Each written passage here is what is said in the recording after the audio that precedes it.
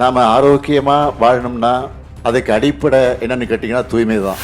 நீங்கள் செய்கிறதும் வேலை இல்லை, அது சேவை. ஊரே அடங்கின பிறகு ஓய்வில்லாமல் உழைக்கிறவங்க நீங்கள் தான். நான் மட்டும் இல்லை, இந்த மாநகரமே நன்றி உணர்ச்சியோடு உங்களை வணங்குது. தூய்மையாக பாதுகாக்கிற உங்களை பாதுகாக்க வேண்டியது எங்களுடைய கடமை. நம்முடைய நலனுக்காக உழைக்கிற மக்களுக்கு உணவு அளிக்கிறது அரசினுடைய பொறுப்பு என்கிற அந்த உணர்வோடு தான் இந்த திட்டம் செயல்படுத்துகிறோம்.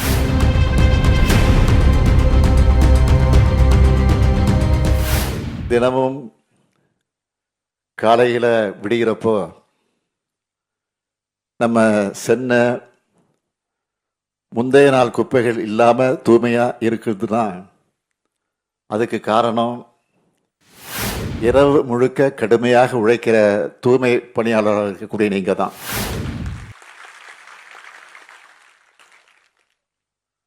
அப்படிப்பட்ட உங்களுக்கு உணவு வழங்கும் இந்த முதலமைச்சரின் உணவு திட்டத்தை தொடங்கி வச்சதில் நான் உள்ளபடியே பெருமை அடைகிறேன்.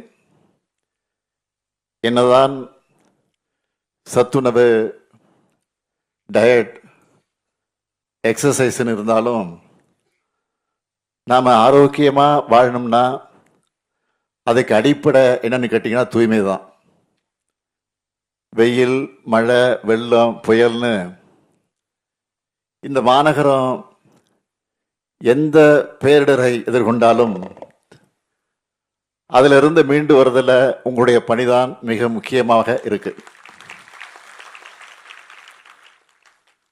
உங்களுடைய ஒப்பற்ற உழைப்பால தான் நம்முடைய சுற்றுப்புறம் சுத்தமாக இருக்கு. உங்களால தான் நீர்நிலைகள் தூய்மையாக இருக்கு. உங்களால தான் குழந்தைகள் நலமா பள்ளிக்கெல்லாம் போயிட்டு வராங்க. நான் இந்த சென்னை மாநகருக்கு மேயராக பொறுப்பேற்ற போது தலைவர் கலைஞர் எனக்கு என்ன அறிவுரை சொன்னார்னா, இது பதவி அல்ல, பொறுப்புன்னு சொன்னார். அதே போல நான் உங்களுக்கு சொல்றேன், நீங்க செய்யறதும் வேலை இல்லை, அது சேவை. சென்னையில் நைட் டிராவல் பண்ணுறவங்களுக்கு தான் தெரியும். பகலெல்லாம் பிஸியாக இருக்கிற இந்த சிட்டியில் ஊரே அடங்கின பிறகு ஓய்வில்லாமல் உழைக்கிறவங்க நீங்கள் தான். உங்களோட அர்ப்பணிப்பு மிக்க சேவை உணவை பார்த்து நான் மட்டுமில்லை, இந்த மாநகரமே நன்றி உணர்ச்சியோடு உங்களை வணங்குது. ஒட்டுமொத்த சென்னை சார்பா உங்களுக்கெல்லாம் என்னுடைய இதயபூர்வமான நன்றியை நான் தெரிவிச்சுக்கிறேன். கிட்டத்தட்ட 30 ஆண்டுகளுக்கு முன்னாடி நான் இந்த சென்னைக்கு மேயராக பொறுப்பேற்றப்போ தூய்மையான நகரா இந்த நகரை உயர்த்தணும்னு நினைச்சேன். அதுக்காக தூய்மை பணிகளில் இயந்திரங்களை பயன்படுத்த நாங்கள் தொடங்கணும். குப்பைகளை மக்கும் குப்பை, மக்காத குப்பைன்னு பிரித்து போட்டு அதை மேலாண்மை செய்யணும்னு பல்வேறு முன்னெடுப்புகள் எல்லாம் கொண்டு வந்தேன். அதெல்லாம் தான் இன்னைக்கு நாம் அடைஞ்சிருக்கக்கூடிய மாற்றத்திற்கு முதல் படி. இந்த மாநகரத்தை தூய்மையா பாதுகாக்கிற உங்களை பாதுகாக்க வேண்டியது எங்களுடைய கடமை. உங்களுடைய மாண்பு காக்கப்படணும், உங்களுடைய வாழ்க்கை தரம் உயரணும், உங்களுடைய நலன்கள் பாதுகாக்கப்படணும். இதுதான் சமூக நீதி. இந்த சமூக நீதி பயணத்தில் உங்கள் சுயமரியாதையை காத்து உங்கள் பசியை போக்கிடத்தான் இன்னைக்கு இந்த முதலமைச்சரின் உணவு திட்டத்தை தொடங்கி இருக்கிறோம். இந்த திட்டத்தின்படி தூய்மை பணியாளர்களுக்கு அவனுடைய பணிகளுக்கு இடையில உணவு வேளையில சுவையும் ஆரோக்கியமும் நிறைந்த உணவு வழங்கப்படும். தூய்மையான முறையில சமைச்சு டிஃபன் பாக்ஸ்ல போட்டு சூடு குறையாம இருக்க வெப்ப காப்பு பையில அதை எடுத்து செல்லப்பட்டு தூய்மை பணியாளர்கள் பணியாற்றக்கூடிய இடத்துக்கு பக்கத்திலேயே உள்ளாட்சி அமைப்புக்கு சொந்தமான கட்டிடத்தில் உணவு பரிமாறப்படும். நம்முடைய நலனுக்காக உழைக்கிற மக்களுக்கு உணவு அளிக்கிறது அரசினுடைய பொறுப்பு என்கிற அந்த உணர்வோடு தான் இந்த திட்டம் செயல்படுத்துறோம். இது இல்லாம தமிழ்நாட்டில் தூய்மை பணியாளருடைய நலனுக்காக நம்முடைய கழக ஆட்சி காலத்தில் மற்ற முக்கியமான திட்டங்கள் நிறைய செஞ்சிருக்கிறோம். அது பற்றி நான் சுருக்கமாக சொல்லணும்னா 2006 2011 தலைவர் கலைஞருடைய ஆட்சி காலத்தில் தான் தூய்மை பணியாளர்கள் நல வாரியம் அமைக்கப்பட்டுச்சு. அவங்களுக்கான நலத்திட்டங்களை வழங்குவதற்கு அது வழிவகை செஞ்சோம். தூய்மை பணியாளர்களுடைய குழந்தைகளுக்கு கல்வி உதவித்தொகை, திருமண நிதி உதவி வழங்கக்கூடிய திட்டம், இப்படி பல திட்டங்கள் தொடங்கப்பட்டுச்சு. தாட்கோ நிறுவனம் மூலமாகவும் தூய்மை பணியாளர்களின் வாரிசுகளுக்கு தொழில் சார்ந்த பயிற்சிகள் வழங்கப்பட்டு அவங்க தொழில் முனைவோராக வழிவகை செய்யப்பட்டுச்சு. தூய்மை பணியாளர்களுக்கு சுகாதார காப்பீடு, பாதுகாப்பு உபகரணங்கள் வழங்குதல், தடுப்பூசி முகாம்கள் ஆகியவைகள் கட்டாயமாக்கப்பட்டன. நகர்ப்புற பகுதியில் தூய்மை பணியாளர்கள் தள்ளுவண்டி பயன்படுத்துறதுனால அவங்களுக்கு ஏற்படக்கூடிய கஷ்டத்தை போக்க 3 சக்கர மிதிவண்டி வாகனங்கள் மற்றும் இலகுரக வாகனங்கள் வழங்க நடவடிக்கை எடுத்தோம். நகர்ப்புற தூய்மை பணியாளருக்கு முதல் முறையா அடுக்குமாடி குடியிருப்பு கட்டக்கூடிய திட்டம் துவங்கப்பட்டுச்சு. மேலும் பாதாள சாக்கடை அடைப்பை நீக்கக்கூடிய பணிகளில் ஈடுபட்டு பணியின் போது இறக்க நேரிட்டால் அவங்க வாரிசுகளுக்கு கருணை தொகையாக 30 லட்சம் ரூபாய் வழங்கக்கூடிய திட்டம் உருவாக்கப்பட்டுச்சு. இதோட தொடர்ச்சியா இப்போ நம்ம திராவிட மாடல் ஆட்சியில தூய்மை பணியாளர்கள் மேம்பாட்டு திட்டம் அறிவிக்கப்பட்டு கடந்த 2022 ஆண்டு டிசம்பர் 12 மதுரையில் நான் தொடங்கி வச்சேன். இந்த திட்டத்தில் நான் முதல்வன் திறன் பயிற்சி, பாதுகாப்பு உபகரணம் வழங்குதல், ஹெல்த் இன்சூரன்ஸ், நலம் காக்கும் ஸ்டாலின் திட்டத்தில் தொடர் உடல்நல பரிசோதனைகள் மற்றும் மாற்று வாழ்வாதார நடவடிக்கைகள் ஆகியவற்றை தடையின்றி பெற ஏற்பாடு செஞ்சிருக்கிறோம். இதுக்காக 50 கோடி ரூபாய் அறக்கட்டளை நிதி உருவாக்கப்பட்டு தூய்மை பணியாளர்களின் ஒட்டுமொத்த வாழ்க்கை மேம்படுத்தப்பட நடவடிக்கை எடுத்துட்டு வரோம். சென்னை மெட்ரோ வாட்டர் மற்றும் கழிவுநீர் அகற்று வாரியம் சார்பில் பாதாள சாக்கடை திட்டத்தின் மூலமாக நடைபெறக்கூடிய அனைத்து பணிகளும் முழுமையாக இயந்திரமயம் ஆக்கப்பட்டிருக்கு. இன்னும் நிறைய நல்ல திட்டங்கள் செயல்பாட்டில் இருக்கு. இவ்வளவு செஞ்சிருந்தாலும் உங்களுக்கான தேவைகள் இன்னும் நிறைய இருக்குன்னு எனக்கு நல்லா தெரியும். நான் நிச்சயமா சொல்றேன், அதையெல்லாம் நம்ம திராவிட மாடல் அரசு படிப்படியாக செய்யும் என்பதை நம்பிக்கையோடு தெரிவிக்கிறேன். இரவு பகல் பார்க்காம நீங்க உழைக்கிறீங்க.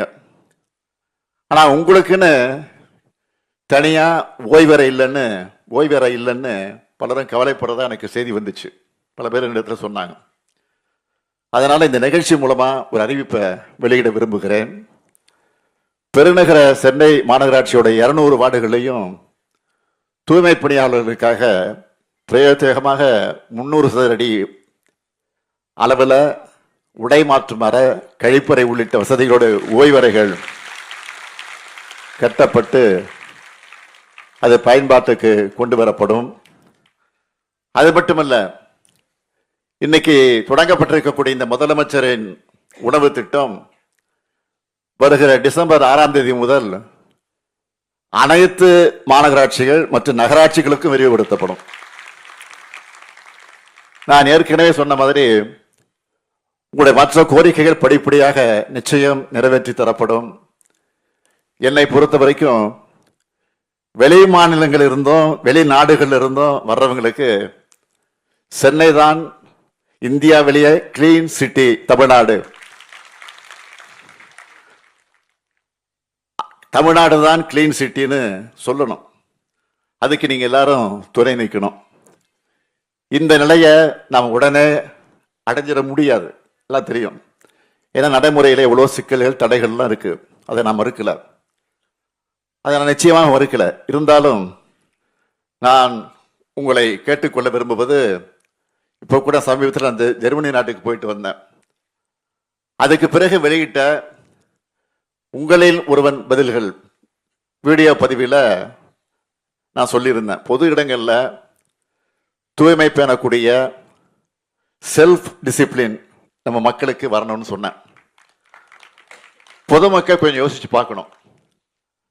நாம நடந்து போறக்கூடிய பாதை கொஞ்சம் தூய்மையற்று இருந்தாலே முகச்சுளிப்போடு கடந்து போவோம். ஆனா தூய்மை பணியாளர்களோ நாம அன்றாட தேவையில்லைன்னு தூக்கி எறிகிற கழிவுகளை அப்புறப்படுத்துறாங்க. இவங்களை கொஞ்சம் நினைச்சு பார்த்து அதையெல்லாம் நீங்க சிந்திச்சு பார்க்காம பொது இடங்கள்ல கழிவுகளை கொட்டுறது, அது மாதிரி செயல்கள் எல்லாம் செய்வது நியாயமா என்பதை சிந்திச்சு பார்க்கணும். சிலரெல்லாம் வீட்டில இருந்து குப்பை தொட்டி வரைக்கும் எடுத்துக்கிட்டு வந்து குப்பை தொட்டியில் கொண்டு போடாம அங்கிருந்து தூக்கி எறிகிறது, அப்படியே பக்கத்தில் போட்டுறது, தூரத்துல இருந்து தூக்கி வீசுவாங்க. இந்த பழக்கத்தை எல்லாம் ஈஸியா மாத்திக்கலாம். எதிர்காலத்தில் மேற்கத்திய நாடுகள் மற்றும் ஜப்பான் போன்ற நாடுகளில் இருப்பது போல மக்கள் அனைவரும் சுய ஒழுக்கத்தோட 100 விழுக்காடு கடைபிடிப்பாங்க. குப்பைகளை ஒழுங்கா தரம் பிரிச்சு போட்டு தூய்மை பணியாளருடைய சுமை பெருமளவில் குறையணும். தூய்மை பணியாளர் என்பது மற்ற எந்த பணியையும் போன்ற பணியாக கருதப்படுகிற அளவுக்கு இவங்களுடைய கண்ணியமும் முறையான பணி சூழலும் உறுதி செய்யப்படணும்னு நான் விரும்புகிறேன். அதுக்கான முன்னெடுப்புகளை திட்டங்களாக உருவாக்கி செயல்படுத்தணும்னு நான் நினைக்கிறேன். இதையெல்லாம் இவங்களுக்காகன்னு சொல்லலை, பொதுவாக ஒரு சமூகமாக நம்ம ஒழுக்கம் மேம்படணும்னா அக்கறையோடு சொல்கிறேன். நம்மளை பார்த்து தான் நம்ம பசங்க நடந்துப்பாங்க.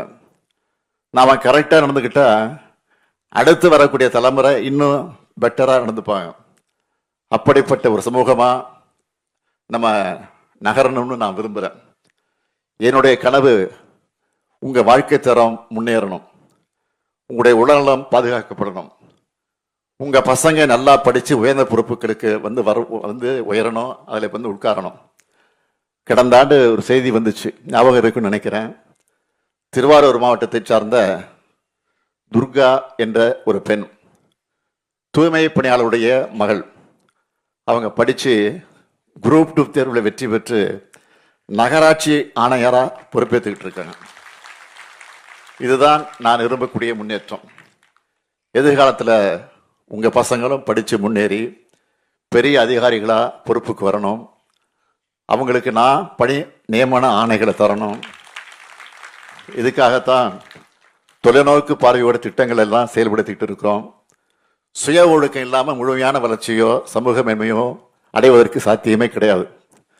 அரசு தன்னுடைய கடமையை செய்யும், மக்களும் பொறுப்பாக இருந்து பொது இடங்களையும் நம்ம மனசுகளையும் தூய்மையாக வச்சுப்போம். இதுக்காக தொடர்ந்து உழைப்போம். தன்னலம் கருதாத பணியாளர்களின் சேவையை போற்றுவோம். நன்றி, வணக்கம்.